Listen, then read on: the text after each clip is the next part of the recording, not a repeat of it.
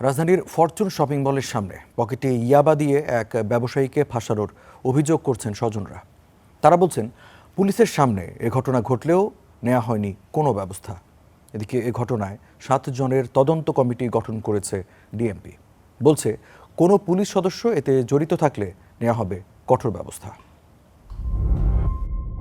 শুক্রবার বেলা 12টা রাজধানীর Fortune shopping mall চত্বর। সিসিটিভি ফুটেজে দেখা যাচ্ছে ইসমাইল প্রধানিয়াকে টেনে হিচড়ে নিয়ে যাওয়ার চেষ্টায় কয়েকজন।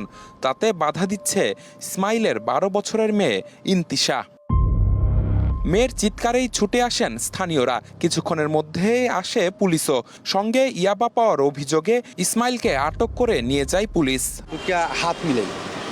হাত মিলানির সাথে সাথে এদিক থেকে আরো একটা ফুলাবে নিল, একটু দস্তাদস্তি হইলো, দস্তাদস্তি এই সামনে গেল আর সামনে থেকে পুলিশে সিভিল যে ছিল হ্যাঁ টাইনা নিয়ে গাড়ি ঢুকাইছে পুলিশে, পরে নামাইছে 2-3 মিনিট পরে নামাইছে একটা পুটলা পরে হ্যাঁ কোথায় সেটা তো আমার পকেটে ছিল না, আমার হ্যাঁ ঢুকাই দিয়েছে। ইসমাইলের স্ত্রীর অভিযোগ, ফরচুন শপিং মল নিয়ে পুরানো দ্বন্দ্বের জেরে ষড়যন্ত্র করেছে একটি মহল। এর সঙ্গে শান্ত নামের এক তরুণ জড়িত বলেও অভিযোগ তার। পুলিশের ভূমিকা নিয়েও তিনি তুলেছেন প্রশ্ন।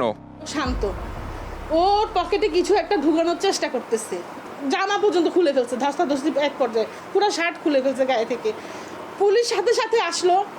আপনারা দেখেন সিসিটিভি ফুটেজটা, পুলিশের পাশেই ছেলেটা দাঁড়ায় আসছে, ছেলেটা হাত এভাবে ঝাড়তেছে, মানে সে যে এতক্ষণ ঢুকানোর চেষ্টা করছে, পুলিশের পাশেই দাঁড়ায় আছে, কিন্তু পুলিশ নাকি ছেলেটাকে দেখে নাই।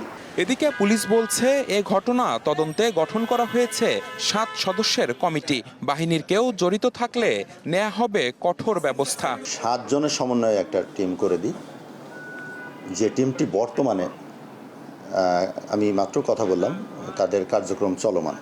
আমি আপনাদের কথা দিচ্ছি যে পুলিশও যদি এই কাজটি করে থাকে, প্রমাণিত হয়, তাদের বিরুদ্ধে যথাযথ আইনগত ব্যবস্থা গ্রহণ করা হবে।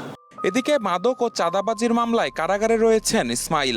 তার বিরুদ্ধে থাকা জুলাই হত্যার মামলাকে ষড়যন্ত্রমূলক বলছেন স্বজনরা। নিবিড় সাহা, স্টার নিউজ, ঢাকা।